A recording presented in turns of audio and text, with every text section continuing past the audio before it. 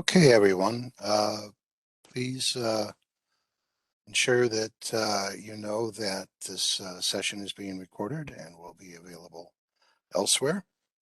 My name is Ned Shepard. I'm hosting, not presenting, but hosting this session on project delivery, planning, and programming as the focus or the early part of the acquisition process. Our instructor today is Andy Temeyer. He's been with the Corps of Engineers since about 2010 in the Omaha district as a registered architect and graduated from Iowa State University, which I will not hold against him, being from the other Iowa university myself, as an engineer, not an architect. So I'll allow, since we don't have architecture at the University of Iowa. He's been a long-time instructor for the Prospect 244 program, covering many of the topics, including project delivery before. And he is a lead AP accredited and currently serving as the program manager for the B-21 bed down at Ellsworth Air Force Base. For those that aren't familiar with the B-21 program, it's replacing the B-1 and B-2 and requires a significant infrastructure investment. So he's the program manager, not just the project manager for a single project, but for the entire program at Ellsworth. Please also make sure that everyone is on mute. Andy and I and Jensen will stay on with our microphones live. We would like everyone to put their questions into the chat so we can check, and we will address them at different points during the session. The session will probably take up most, if not all, of the entire hour. And we'll have a little bit of time at the end of Andy's presentation to address remaining comments and questions and anything that we hadn't covered to date. So with that, Andy, would you like to take over, please? Thanks, Ned. Good afternoon, everybody. You're going to please bear with me. I got a little bit of congestion. I got to breathe in some dust this weekend renovating my bathroom, and I seem to be still getting it all out. But today we're going to talk about the title of today's webinar is project delivery, but ultimately what we're going to be talking about is project planning and programming. And so ultimately, we want to describe the deliverables completed during the military planning and program phase of project delivery, and you know all the bits and pieces that go along with that. As far as resources go, there's a multitude of resources available. I'm not really going to stop here, but it'd be interesting to see some feedback if people can post emojis or something like that on how many people listening in today have been directly involved in project planning and programming within your roles at your districts or wherever you sit. But ultimately, it's a very critical part of getting a military project set down the right course for successful execution. So there's DoD Directive 4270.5. There is AR 420-1 on the Army side, and DA pamphlet 415-15 for Army military construction. On the Air Force side, you have a variety of AFIs, 32-1020, 32-1023, and then I've been talking with one of the programs I work with on the B-21 program a little bit recently, and they it sounds like they issue interim guidance memorandums quite often that establish business rules for programming facilities each year. That's both on the military construction side, or on the MILCON side and the FSRM side. So I see a question up here from Joe. Is this just military projects? I'm at DAM and may not apply to me.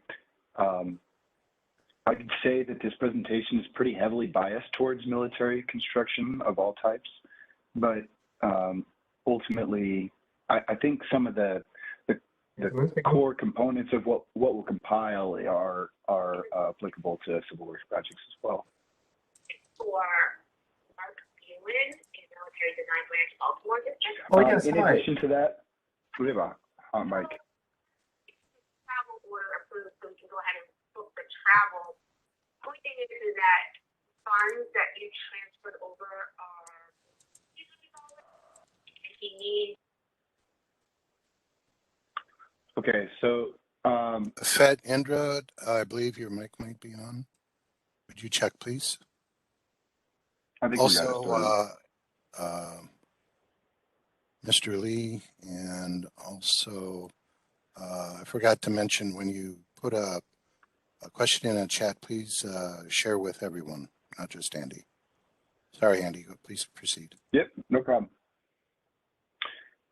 So there's also a variety of other, executive orders and inter guidance ECBs and things like that come across our desks, our email inboxes, and we'll talk about a little of that as well as we dive further into the webinar. We'll discuss the main tasks associated with planning charrette process. So that includes identifying a team to deliver on that planning charrette, conduct appropriate research for your project, how to set and prioritize goals with respect to sustainability, and then prepare the charrette report. And then also, ultimately, with respect to military planning and in construction, typically that's going to get manifested in a programming document known as a DD Form 1391, which is the basis for congressional authorization on the project. That form may be individually authorized depending on the project size and type, or it may be, to FSRM project, it may just be a supporting document.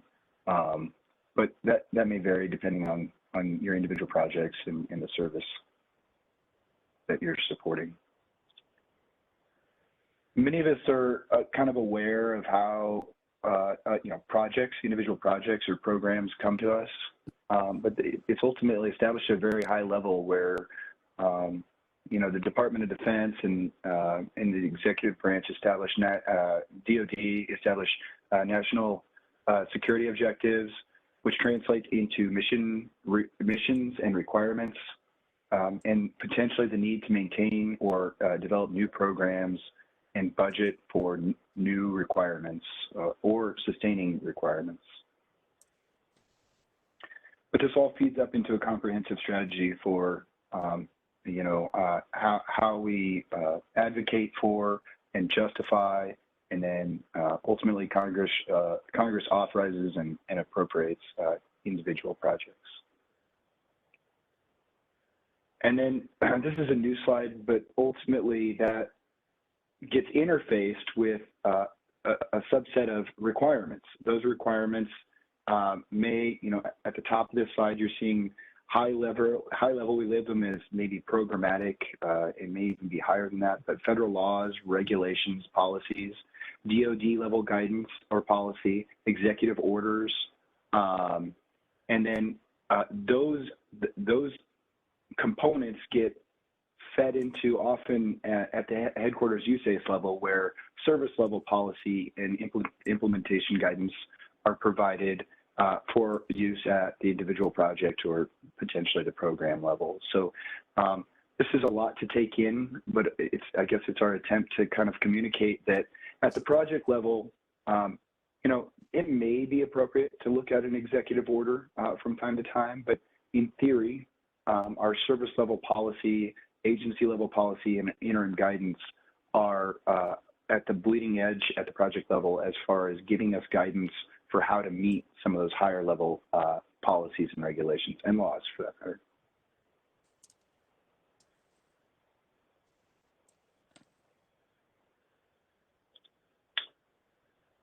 And then in addition to that, you have a traditional project execution timeline that's usually defined by 4 years. You have a guidance year, a design year, a budget year, and a program year. For those that are, more construction biased, typically in an ideal world, your program year is where you're going to award a construction contract. I just listened to an Air Force briefing on a military construction project lifecycle. They brief that the life cycle on an average military construction project is at least 8 years. And that extends in both directions beyond what you see on this slide here. There's additional initial planning and justification before the guidance year. And then there's obviously your construction timeline to beneficial occupancy and contract complete extend beyond the program year. So it's not, it sounds crazy, but it's not abnormal. It's actually very average to have an 8 or more year life cycle to an individual military construction type project. So we'll talk a little bit more here about when planning. So ultimately your planning would, in an ideal world, initiate during your guidance year. You develop a 1391 that comes out of your planning shred or shred report. And then you at least aim to be at 35% complete design by the time that your 1391 is locked. And that's what that red line there represents.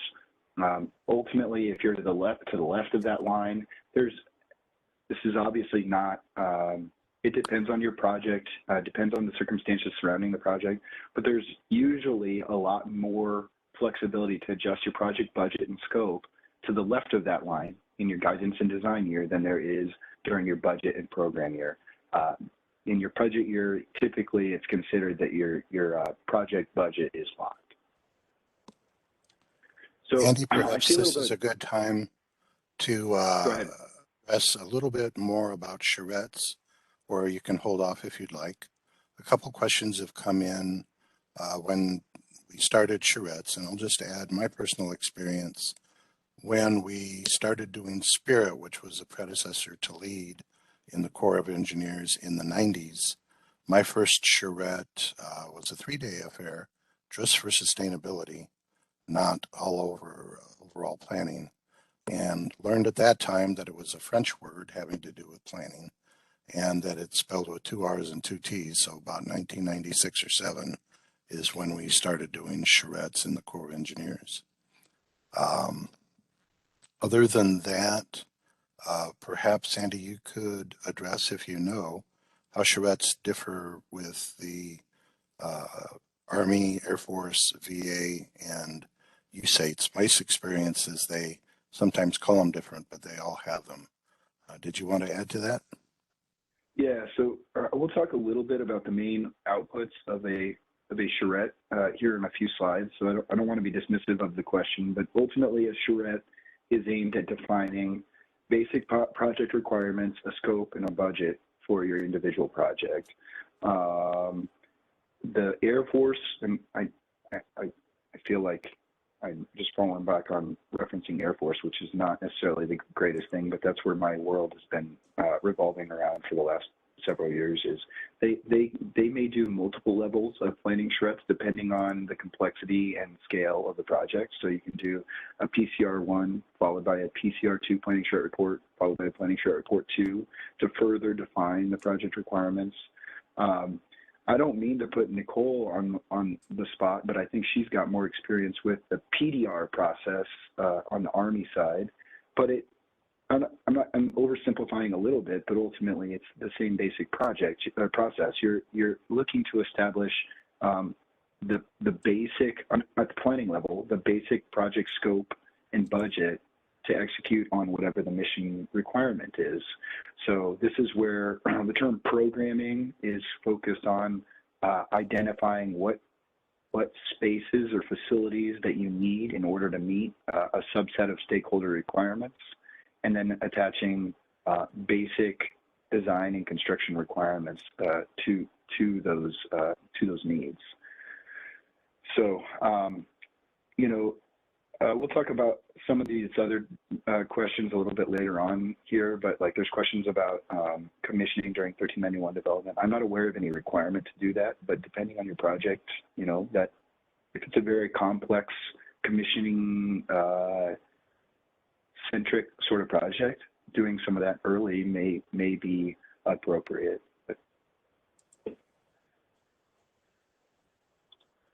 I don't know how many online may have seen some derivation of a chart like this. I feel like this presentation is a little bit death by charts, but if you see the big X in is that purple and red, line 1 and 2, that's a standard cost impact chart, which is attempting to communicate how the later you are in the design process on that X-axis, you see project progress, you have preliminary design, schematic design, design development, construction documentation, construction administration, and operations. That's kind of representative of your project life cycle.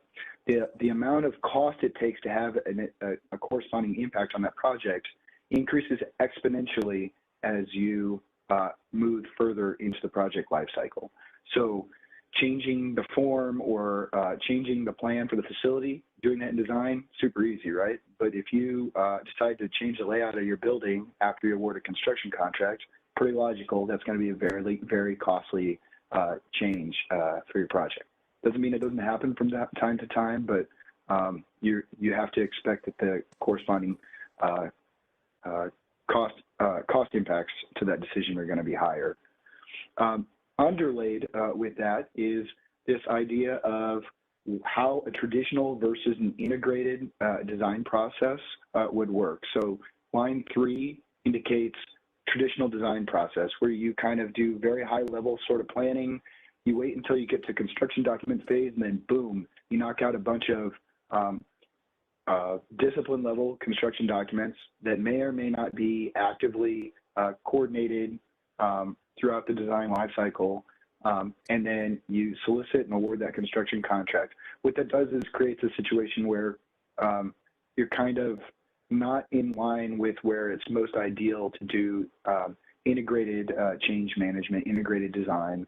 And so line 4 shows what we'd call the integrated, or in maybe somewhat of a biased view, the more ideal situation where you do conduct integrated design. You get a broad group of stakeholders involved in the planning of your project.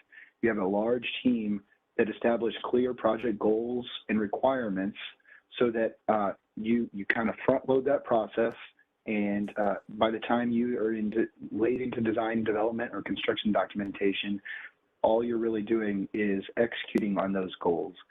What that does is it allows you to facilitate change on your project with a lower corresponding cost impact. So there's a lot to take in, but and it's never, reality is never perfect. But ultimately, the idea is to shift that wave to the left, so that you can establish those goals for that lower cost impact ratio isn't the right word, but trade-off. Associated with that, many of you may have heard about the Lord Memorandum. It's a memorandum that was issued in 2020, but this is very much a military construction bias discussion. But we talked about that project life cycle, and over time, many services, Air Force, Army, they maybe got a little bit behind the curve on planning their projects. So I should pull up this, see here, on the slide here.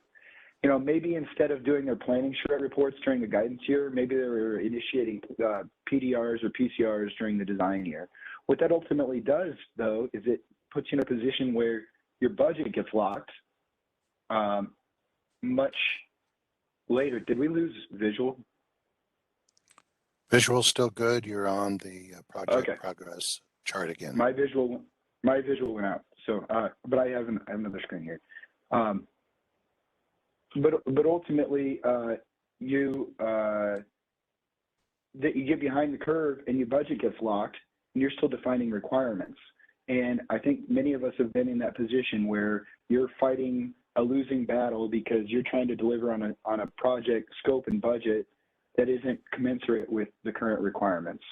Well, this Lord Memorandum says that you are supposed to be at 35% design by the time that your project, by the time 1391's budgets need to be locked. And so what this did is over the last couple of years, establish requirements for the owning agency to report to Office of Secretary of Defense that their projects were at that 35% design. The reward to that was, if you were at the correct, if you met all the requirements, was that you had the opportunity potentially to adjust the budget of your project. And I guess ultimately, this is not a planning or sustainability centric sort of discussion, but I very much am of the opinion that this policy puts projects in the best possible position that they can be to incorporate sustainability and sustainability features in their project scope and budget.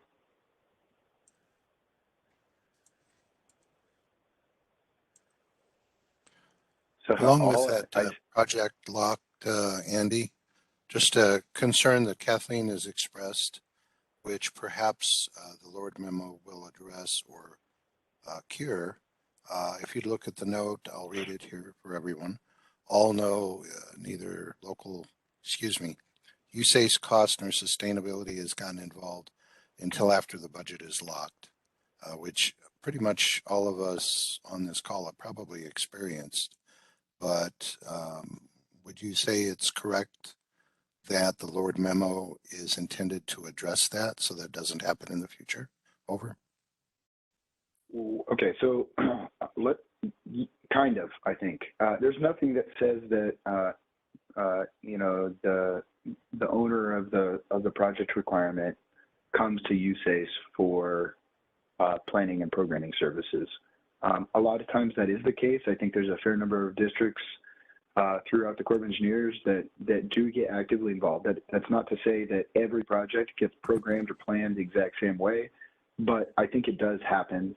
And maybe the challenge, I can fully understand the frustration that I guess maybe I'm perceiving in that comment, but I would challenge you to figure out if there's a way to get more involved with that process, because I definitely can empathize with the idea that you just got a 1391 project and you feel like your hands are already tied behind your back.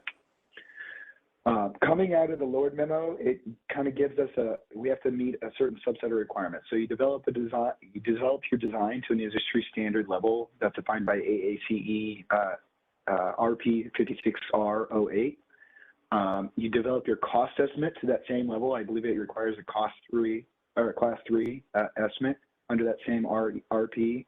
And then you conduct, at this point for FY24 and beyond, I believe it applies to all MILCONs, conduct a cost and you'll have to read the memo. I can't remember if there's a low threshold on that. Maybe it's for certain projects over a certain threshold, like $20 million.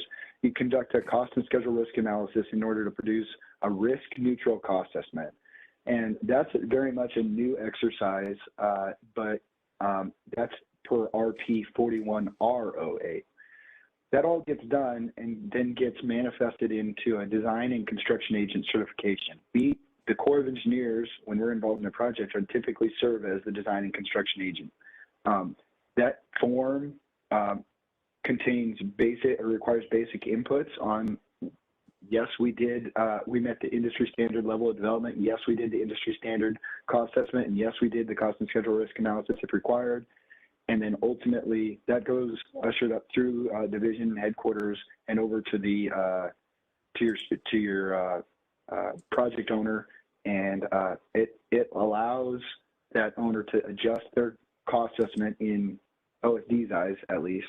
And again, that may or may not happen, but it facilitates that possibility. And then with that, it puts your project on absolutely the most ideal timeline for execution. So FY24 projects, MILCONs had to be at 35% design on 31 December 2021. And typically you're not going to be looking at, well, you're not going to be able to award an FY24 project until FY24. And usually it's not until second quarter FY24. So that means you're at 35% design, you know, a good 2 years out from when maybe you're looking to have pricing on that project. So it puts you on a really good glide path to having a successful project. And to build on some of this maybe frustration is that this got applied across DoD with a degree of regularity because different services were handling these things very differently. I think it has created a situation where we are being asked to be more involved with planning and programming projects in order to execute on this requirement.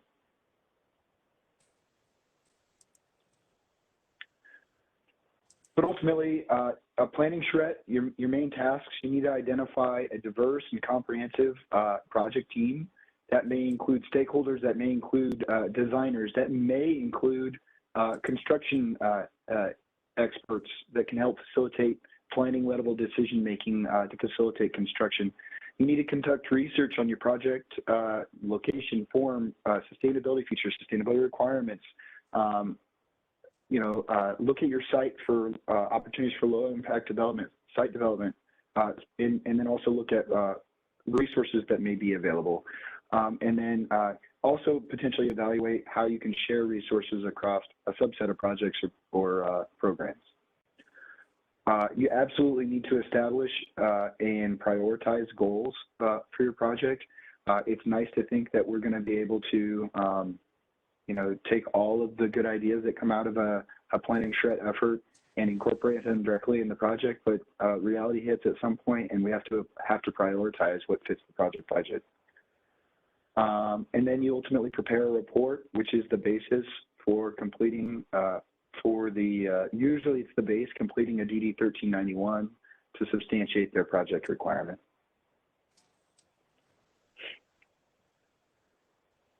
I think we posted the LORD memo with the last webinar. We can make that available when we post this one as well, or with the last feedback in the fall. As far as identifying your team for your planning charrette, you got your standard cast of characters: project manager, architects, engineers of all types. Construction and field staff can definitely be of value during this time. Building occupants or user representatives, building maintenance personnel to provide context for what they know and understand and know how to maintain and what may be a challenge. But that's not the end of the list. Who else can be part of that team? Really anyone that we could consider a stakeholder that can facilitate providing clear goals and requirements for successful delivery of a project. Utility companies, absolutely true, especially if you're like in a privatized utility sort of situation and maybe you have certain requirements that you have to meet in order to tie into privatized infrastructure. Interior designers, yeah, for sure. When you research your project location, from my past experience, a lot of times a base has already identified a certain site for their projects or their grouping of projects. That may constrain your planning charrette exercise a little bit. Maybe that's good, maybe that's bad. I don't really know. Sometimes it's both at the same time. But the bottom line is you need to study your project, establish the basic constraints attached to that site or set of sites, and try to reconcile your project requirements in a manner that utilize that site to the greatest degree possible. So, you can look at your site conditions, you can look at solar studies, shading studies, density diagrams, climate data, look at case studies for other projects in the area. And then obviously you have usually base-side resources, maybe an installation master planner and area development plans that may facilitate a broader implementation of planning goals across your project, across the installation, sorry.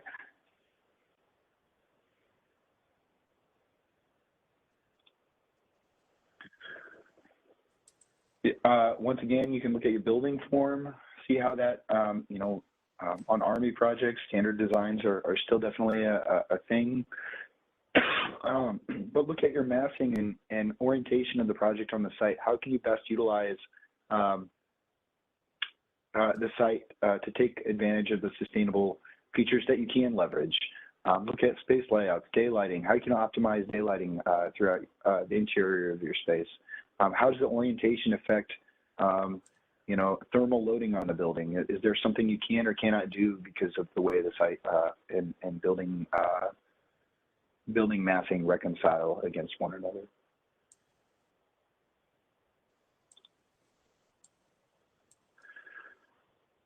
Start to take a look at renewable energy features.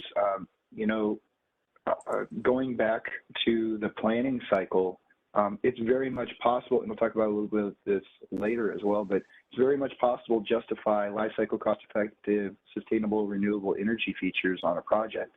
That comes with the statement that you have to life cycle justify. And then you also have to plan and scope and budget those features. But being within the correct timeline in that planning and project execution cycle is absolutely critical to your ability to do that. If you don't, you're ultimately looking to potentially fund those requirements out of the budget for something else that was substantiated, and that's usually not a very comfortable position to be in. Evaluate high cost energy and water conservation features, identify commissioning requirements. So there was a question earlier about doing commissioning during planning. I wouldn't say that I've been involved in many projects that have done commissioning during planning, but we've started developing OPRs, owner's project requirements. We've started developing commissioning plans at the planning level. And that sometimes maybe if you're going to just follow standard run-of-the-mill UFC requirements, maybe that's not entirely necessary beyond acknowledging requirements in planning. But also, if you have a project that has some special requirements, it's absolutely beneficial to the project to start wrapping your head around those things. Andy, I'd like to interject a little bit about the cost evaluation and life cycle cost effective aspects. Quite often Sure. I've run across where energy related projects, whether it's in the building itself or the utility or the source of heating and air conditioning, some of them cross over into the resilience territory. And under the RCEP, which is a different kind of military construction, but it is part of the MILCON program, they have been asking more for resilience projects and do not have the life cycle cost effective requirement on them. But it's confusing. Sometimes they do have a payback, and the description of what makes a resilience project and what kind of resilience we need on our projects is not well defined, but it's something to keep in mind as you look through that requirement, because quite often, since we pay very little for much of our energy resources, it is harder for us, and we also don't get tax advantages. It's harder for us to justify so many of the energy related types of projects. Over. So Ned, is that just the resilience related RCIP projects don't require an LCCA? I see that comment here that I don't know a lot about RCIP projects other than I thought they did require an LCCA, but maybe there's a carve out for resilience. RCIP does require an LCCA. However, of the different categories in RCIP, one is just energy savings. They are branching out into emission-oriented things, carbon emissions, for example, and resilience, which allows something to keep functioning, for example, even if the utility or the distribution grid fails, those types of things. Resilience is much broader than that. So RCIP is a special thing, and just recently, the Department of Defense has taken different guidance for that and removed some of the responsibilities from the individual services, and for the Army, instead of the individual districts doing RCIP. And this is a distraction or an aside to your question. They're all going to be done, I believe, by Huntsville now. I'm sorry, Louisville district, for the entire core responsibility. But the resilience requirements for submitting an RCIP project are different than a normal or a SIP project that just saves energy. Over. Excellent, thanks. Okay, so as we go about conducting our research for our planning charrette report, we want to keep master planning in line. Here we have the 10 master planning tenets listed. I'm not going to read off or discuss all of them, but ultimately you want to have a grasp on how your project or projects impact the broader master planning goals of the installation or it doesn't always have to be an installation of your local community as you go about doing that. So, whether that's historic and cultural resources or network planning or area development, these are all tenets that you should keep in mind as you're trying to reconcile your new project requirements within the broader site context for your project.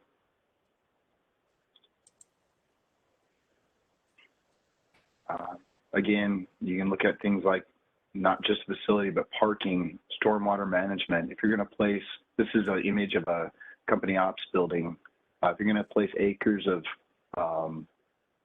hard stand on a new project site that was previously, a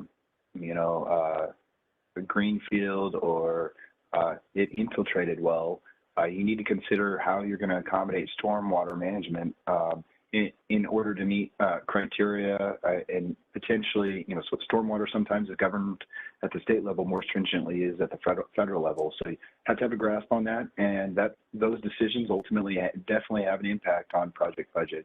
And then have an understanding of what your utility situation is. We talked about privatized utilities. Some bases or installations still own their own infrastructure. There's all kinds of different opportunities to evaluate that. Is there a steam or central plant somewhere for you to tap into utilities? And that's the same when you look at electrical vehicle charging as well.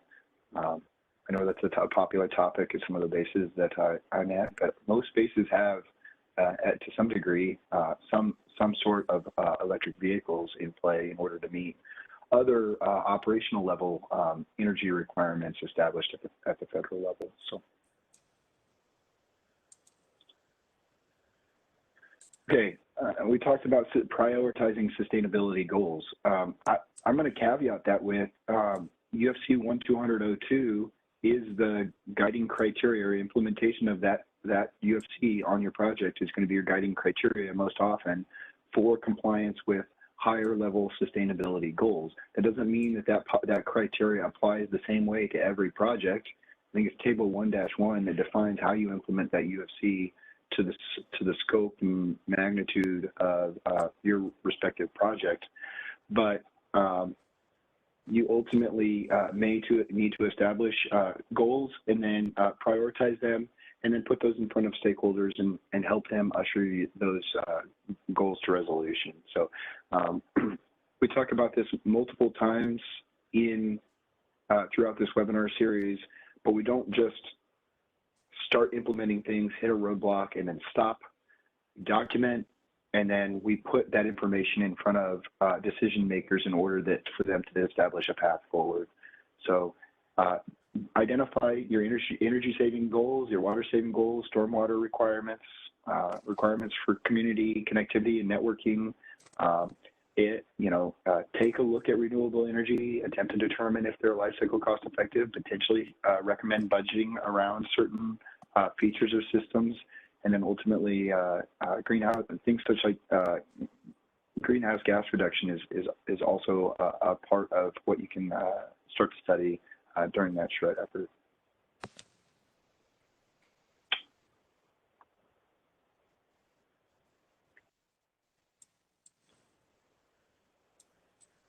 Okay, so we've talked about commissioning a couple of times, but start to develop an owner's project requirements, an OPR, to facilitate commissioning. Identify functional requirements, expectations, and establish the benchmarks for what you would consider a successful project from a commissioning perspective. I don't know if the case is everywhere, but sometimes we basically treat the CHARRETTE report itself as the owner's project requirements for a respective project. This could be a standalone document, or it could be part of the broader CHARRETTE report itself.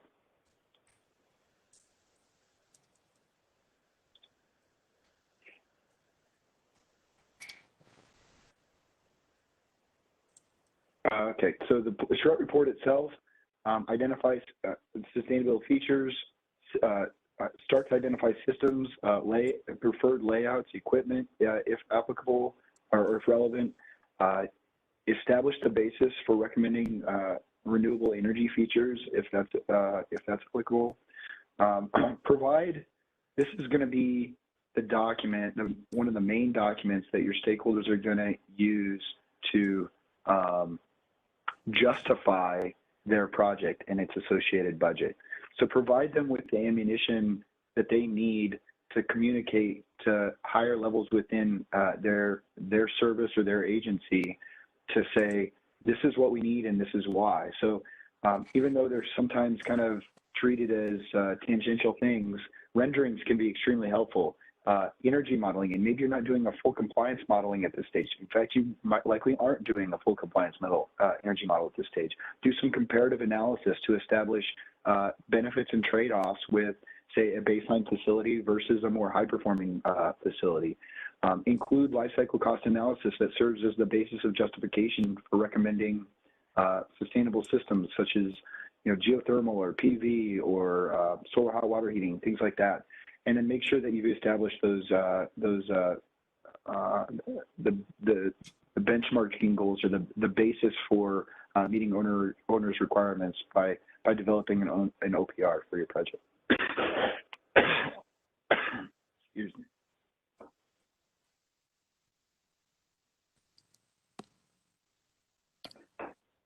What that does is that puts you in a position where, coming out of your guidance here, you have a well-defined, basically, scope for design, and it gives you, if you're coming out of your guidance here with a well-defined planning CHARRETTE document, you kind of have two paths.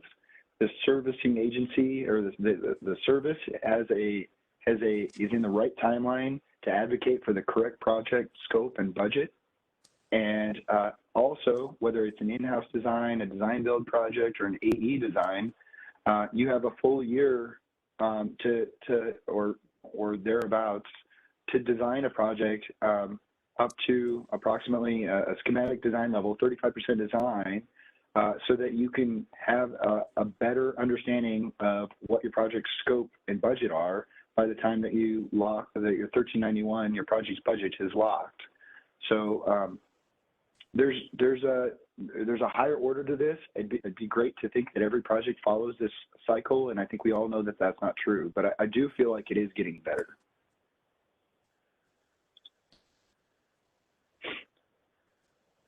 Again, the DD from 1391 is typically a responsibility of the garrison or the installation that identifies a mission requirement. They're usually the owner of that programming document, but the planning CHARRETTE report will feed that document. In fact, I know when we write some of our AE scopes, when we facilitate planning CHARRETTE reports, we will directly provide inputs for the service in feeding that 1391. And then if it's a MILCON, it may be individually authorized by Congress in an NDAA, or it could be part of another, maybe a bulk funded program, a minor MILCON or RCIP or an O&M type project, and all of those carry their own individual authorities and authorization paths.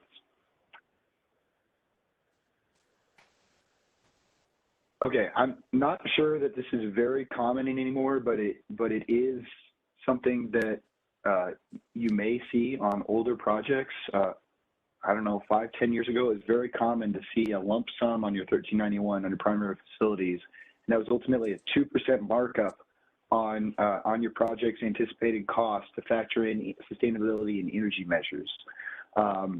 I'd say it's becoming less and less frequent to see this, and it's almost non-existent from what I've seen in the last couple of years. And in checking with Army and Air Force policy, at least, it seems like there's no prevailing guidance right now to include this. But with that said, the logic was that it was an acknowledgement that high-performance sustainable facilities come at a cost premium to what we consider normal, quote-unquote, facilities. So the services were factoring about 2% to comply with EPAC, ESA, LEED, and ASHRAE, or 189.1 at the time, or 90.1 at the time.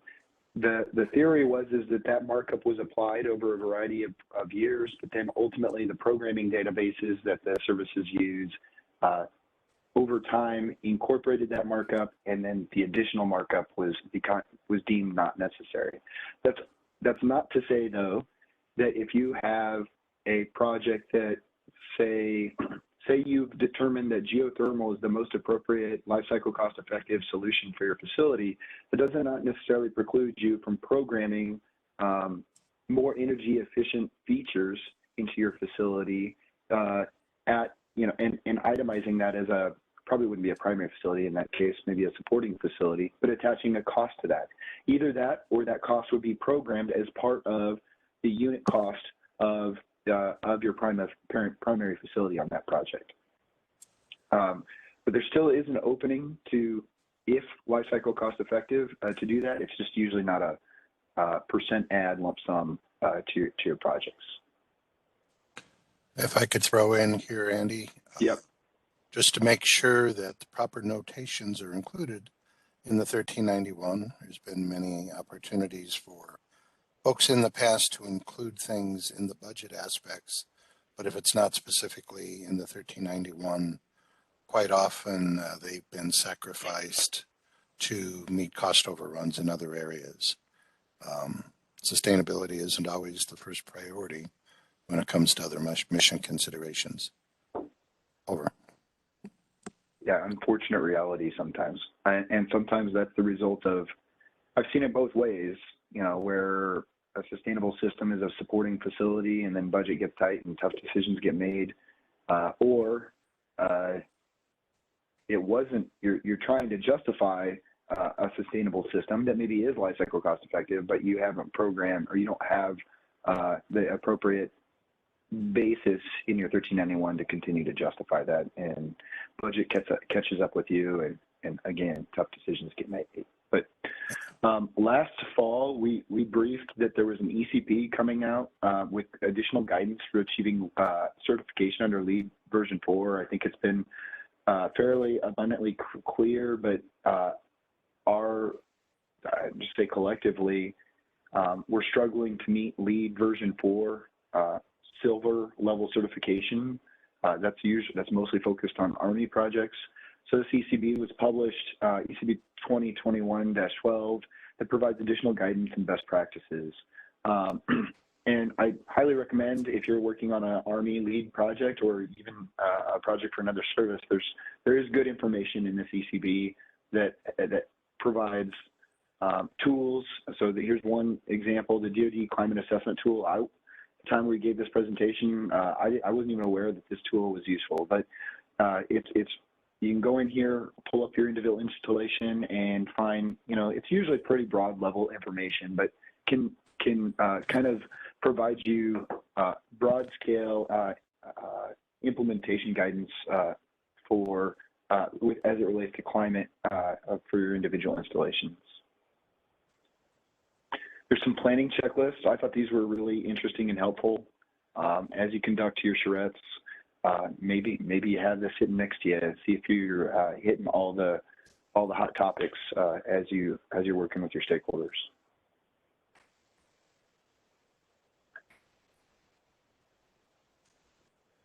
So ultimately, we have gone through quite a bit of stuff on the planning side.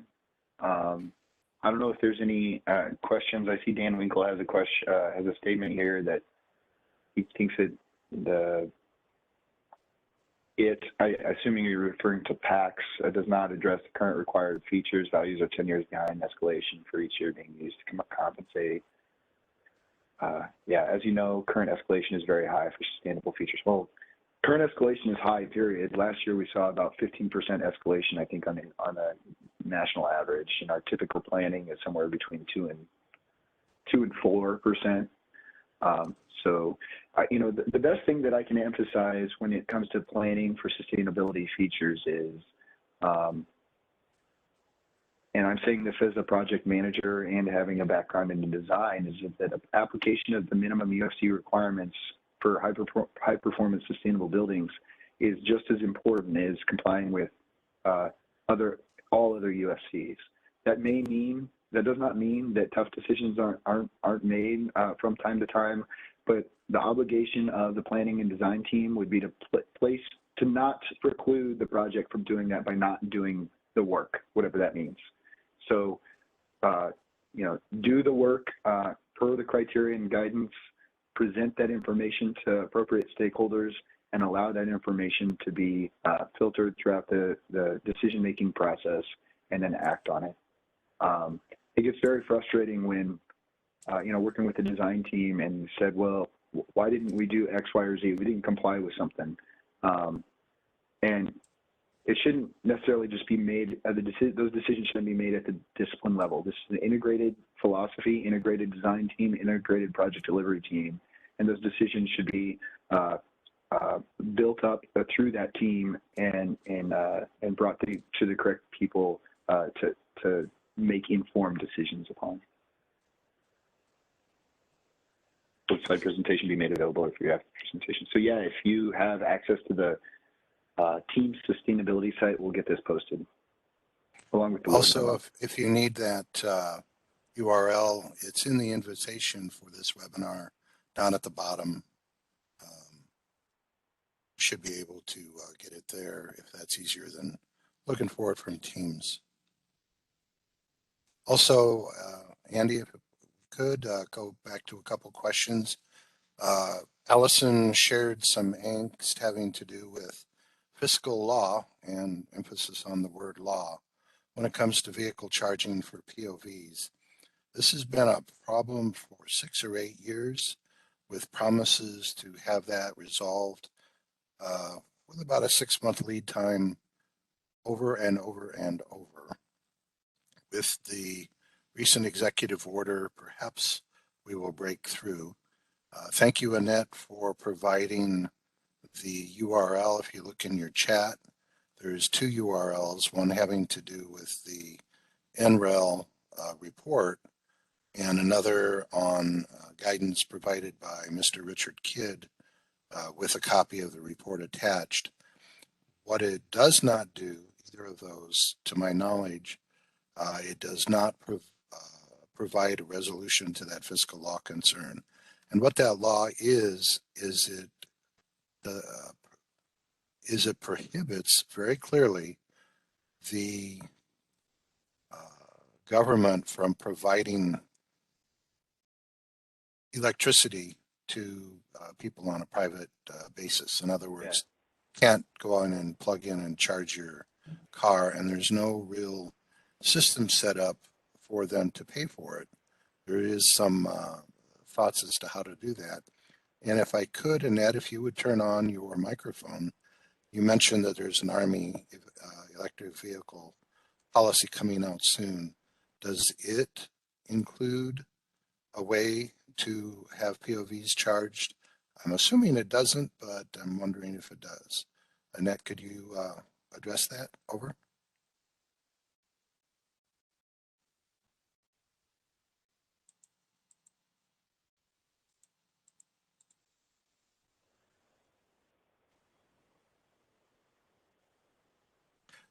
Microphone isn't working. Okay.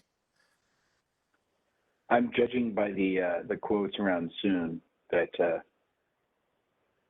it may or may not be, that definition may not meet all of our desires, but. Okay, I'll connect with Annette to see if that's something that can be released early, but or if there's some resolution that can be passed on without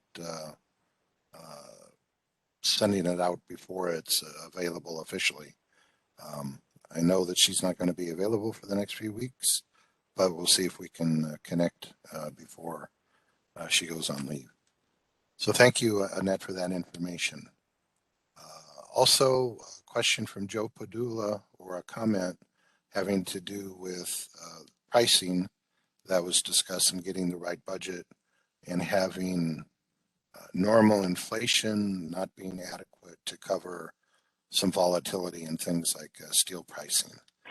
I know there are some ways to resolve that through the contracting process, and what has to be put in contracts before or after, or when the problem is big enough to include those.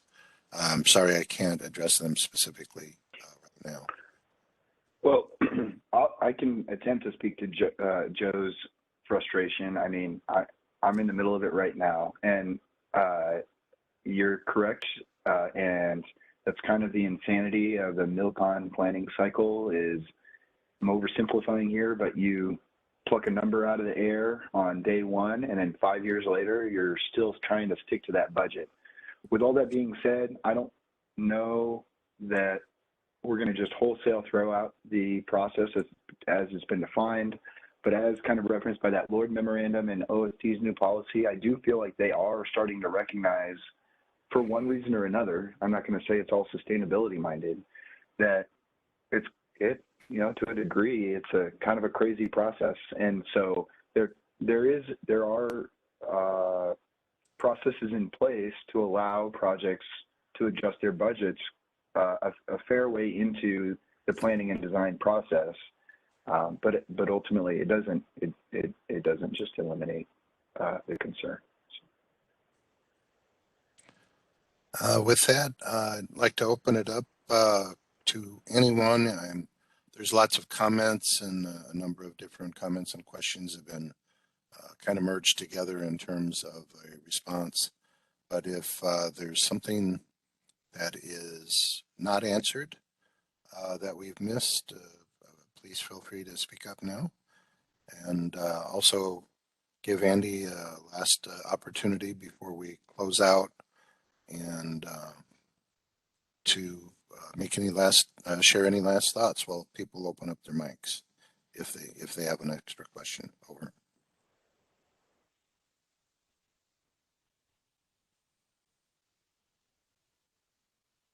Any last thoughts, Andy? No, thanks for everybody's time. I hope this was useful.